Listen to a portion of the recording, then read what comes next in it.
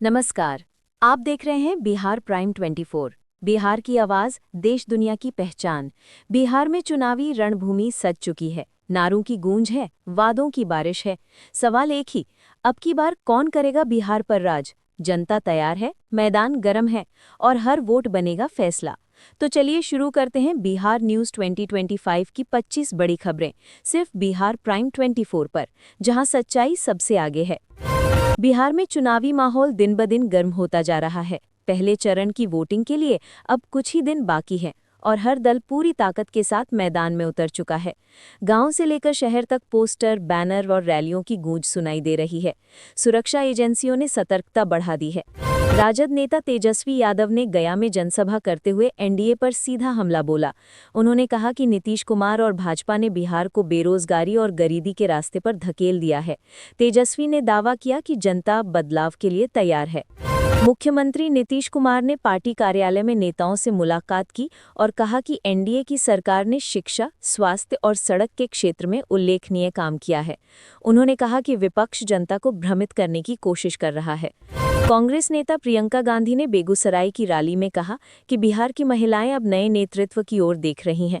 उन्होंने कहा कि कांग्रेस सत्ता में आई तो महिलाओं को 50% रोजगार आरक्षण दिया जाएगा। भीड़ में जोश और उत्साह देखने को मिला। अमित शाह ने आज सीवान में जनसभा की और कहा कि बिहार का विकास एनडीए के नेतृत्व में ही संभव है। उन्होंने कहा कि लालू राज में बिहार अपराध और भ्रष्टाचार से जूझ रहा था, जिसे एनडीए सरकार ने खत्म किया। जनता ने तालियों से स्वागत किया। लोजपा रामविलास प्रमुख चिराग पासवान ने कहा कि बिहार में अब युवा राजनीति का समय है। उन्होंने कहा कि नीतीश सरकार ने केवल वादे किए, काम नहीं। चिराग ने जनता से अपील की कि इस बार ईमानदार राजनीति को मौका दें। राज्य में मौसम ने भी चुनाव प्रचार को प्रभावित किया है। लगातार बारिश के कारण कई जगह रैलियां रद्द करनी पड़ी हैं।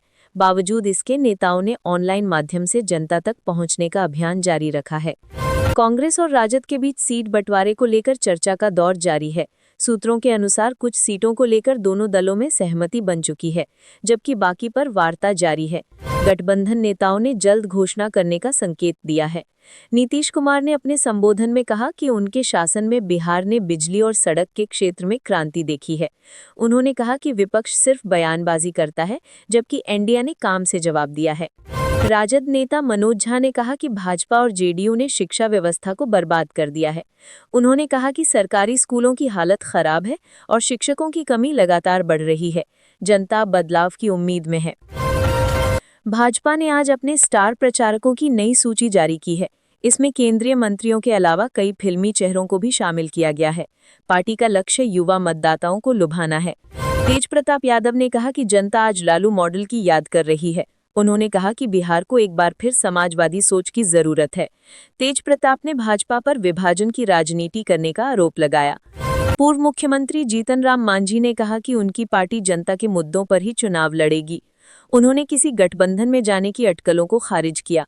मांझी ने कहा कि वे किसानों की आवाज को विधानसभा तक पहुंचाएंगे। पटना में भाजपा जेडीयू की बैठक में सोशल मीडिया प्रचार पर खास जोर दिया गया। तय किया गया कि हर विधानसभा क्षेत्र में डिजिटल वॉर रूम बनाए जाएंगे।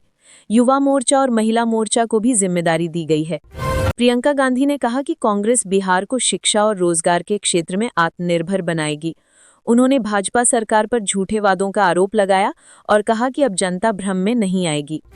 नीतीश कुमार ने महिलाओं के लिए नई योजनाओं का ऐलान किया। उन्होंने कहा कि जेडीयू सरकार ने मुख्यमंत्री कन्या उत्थान योजना से लाखों बेटियों को लाभ दिया है। उन्होंने वादा किया कि अगले कार्यकाल में यह योजना और व्यापक होगी। राजद ने आज अपना घोषणा पत्र जारी किया। इसमें युवाओं के लिए 10 लाख नौकरियों का वादा किया गया है। पार्टी ने कहा कि शिक्षा और स्वास्थ्य पर सबसे ज्यादा खर्च किया जाएगा। तेजस्वी ने कहा कि ये रोजगार का संकल्प पत्र है।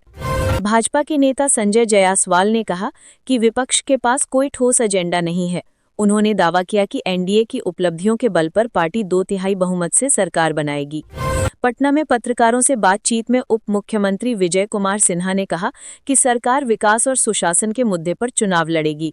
उन्होंने कहा कि बिहार को आगे बढ़ाने के लिए केंद्र की योजनाएं अहम साबित होंगी।